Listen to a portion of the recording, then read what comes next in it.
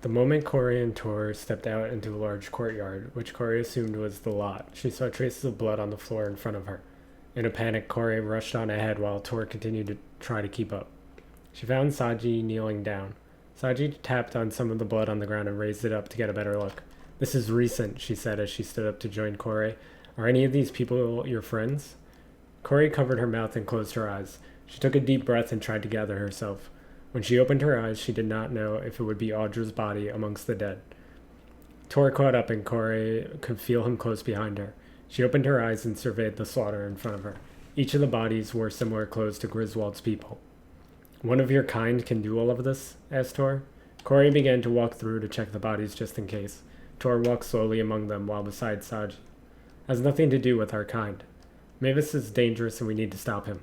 Sagi increased her pace and walked ahead of Tor to join Corey. Anything? What I did on our way here won't stop the Walton Company for long. We need to leave. There, Corey yelled as her eyes noticed two cages in the distance. She ran ahead and Sagi and Tor caught up to her. There were two metal cages just a few inches apart. The trail of Mavis's victims ran all the way to the cages with blood scattered everywhere. As they got closer to the cages, some of the bodies weren't even recognizable as human bodies. They were mangled. No, no. I'm sorry, said Tor. He put his hands on Corey's shoulders to try to comfort her. Audra was in one cage with a rope around her neck. Cindy was in a similar position in the other cage. The ropes used looked like they were part of the dresses the girls were given to wear in a similar way that Corey was given her dress. Mavis did this. Mavis didn't kill them. If anything, they were dead before we got here, said Sagi. Corey pulled away from Tor and got as low as she could to Audra's face. Wait, she's breathing. Corey looked up at Tor. Can you get them out of the cages? We don't have time. Better make it fast, Sagi reminded them.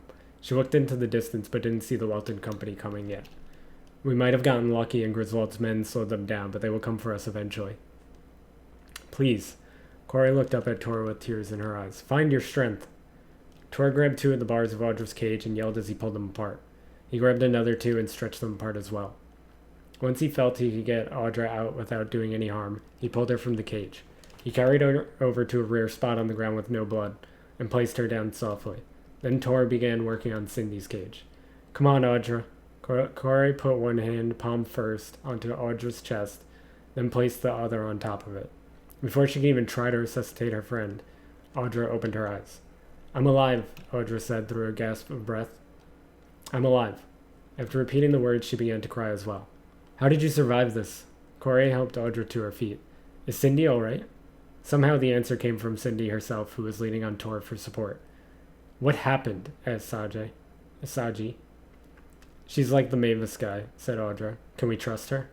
Yes, this is Sagi. Other than the skin, that's the only thing she has in common with Mavis, from what I can tell. She helped us escape and get here, said Corey. It was bad, Cindy began. That Mavis guy showed up and had some words with one of Griswold's men. Then he vanished. Shortly after, we heard a commotion and we could see the horrible things he was doing.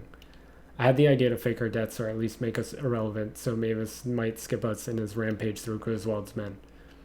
Audra lifted the fabric used as a rope around her neck.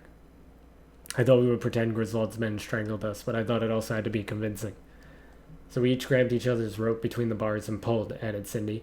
Hurt like hell, and I don't know how neither one of us isn't bleeding or concussed, but it certainly put us out. You got lucky, said Corey. Next time you wait outside. Audra and Cindy just nodded as they looked over the bodies and blood around them. Some more commotion could be heard from the direction they came from. I need to report this incident to the guard, but not now. Right now we have to go, said Corey. Are you two okay to move with us? Have to be, Sagi answered for them. Follow me. Sagi led the group through an area that was just beyond the fence. They traveled more in the opposite direction than the direction they entered Seva from. It felt like they would have crossed the divide in the middle, but Corey assumed that was impossible, so it had to be a different way they didn't notice earlier. Sagi came to a stop in front of a large blanket-sized cloth on the ground. When I give you the signal to jump, jump. Keep your arms close to your body. Sagi removed the cloth to reveal a hole in the ground. A strange, eerie sound could be heard below. Corey peered into the hole and saw a swirling blue magic. Is that a portal? Yes, said Sagi. This will take you south to the train station. Are you familiar with it? That's where we need to go, confirmed Cindy. That's where we came from. Good. I figured you were not from the northern part of Novessa. Sagi smiled a rare smile. Your friend is too big to fit, and the portal won't be able to handle the transfer of his frame. Portals the Welton Company are using to transport the gargoyle are much more powerful than this, most likely because it's created by that device. How will he get out then? We can't leave him here, said Audra. Sagi looked at Tor. I will escort him out of Seva. Tor had concern on his face. Corey noticed and put her hand on his forearm. Sagi saved our lives back there. She will help you. Sagi waved Cindy over and then signaled her to go in. Cindy jumped into the hole with her arms held tightly to her body and a sound indicating she had teleported. Audra nodded to Sagi, then did the same once Sagi gave her the okay. Corey stood looking down into the hole. You call us blue elves, but we are known as Ankari, said Sagi. I am a hunter for our tribe. A tribe that has put in a lot of effort to remain hidden for hundreds of years. Mavis ruined all of our efforts in a single day. He must be returned to our village and put on trial in the way of the Ankari. The damage control we have to do now is almost completely irreversible. We didn't want humans to know we shared this planet with them. Now that we do, you should work with us. Together we can make the world better. Corey finally looked up from staring at the hole. I'm sure we can learn a lot more from you, but you would be surprised by us humans. I already am. The resolve of you and your friends was impressive. If we're going to catch Mavis, a human detective may be helpful. Sagi put her hand out and Corey accepted the handshake. The one they call Corey, until we meet again. Sagi let go of Corey's hand, then signaled her to go through the portal.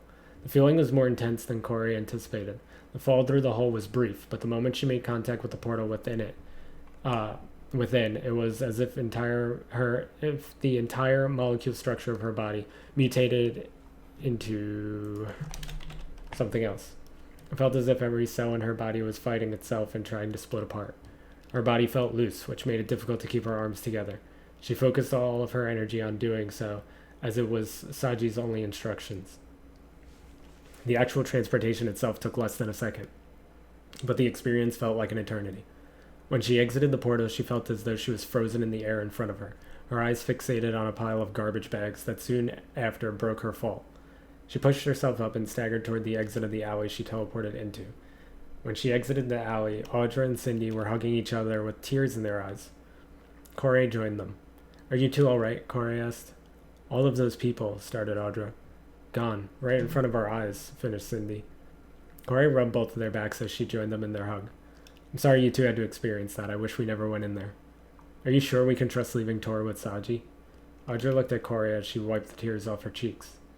Sagi and her people are better equipped for helping Tor than we are, said Corey. She's also a much better fighter than all of us put together. She's determined to stop Mavis, just like us. I think he's fine. Now let's get home. Cindy, you're welcome to stay the night with us. Give us all some time to recover from this, said Audra. I think staying with you two tonight is a good idea, Cindy replied.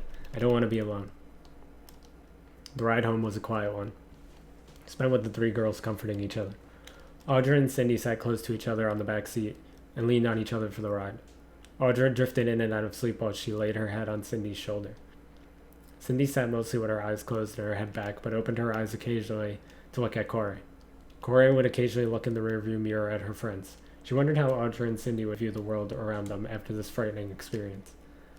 A groggy Audra opened the door to Corey and Audra's home when they got there. Zip greeted them as they entered, nuzzling Audra's ankle first as she entered before bouncing over to Corey. I left Zip enough food for 3 days. Good thing we were only gone for 2, said Audra. Corey walked toward the kitchen and looked down at where the food for Zip would be left. Didn't stop him from eating all of it. Zip, we talked about this. Audra looked down at Zip, but Zip just rolled around on the floor like he wasn't in trouble. What breed of Arif is he? Cindy asked as she squatted down to pet the fluffy Zip. He's a Dakota, Corey answered as she grabbed a bottle of wine from the refrigerator. I'm going to guess no objections to wine tonight, right? Is there ever a night that has objections to wine? Cindy laughed. Corey poured each of them a glass and they each took a sip in silence. I think we need to talk about the biggest issue after our current experience. I don't think I can narrow down just one big issue after that. Audra placed her drink down on the kitchen counter. Mavis has to be stopped. Cindy swirled around the wine in her glass. Mavis is important, yes, but we're not the only ones trying to stop him. The Walton Company wants answers, and they want Mavis a lot worse than anyone else. They'll find and question anyone they think is associated with him or tracking him down. Corey took another sip of her wine. Luckily, they didn't see Cindy. She's the most likely to run into them at the Barrow show. They don't know Audra either. Audra let go of her glass and put both of her hands on the counter. She closed her eyes and took a deep breath. When she opened her eyes, Corey could see that tears were once again starting to form. That means they're coming for you.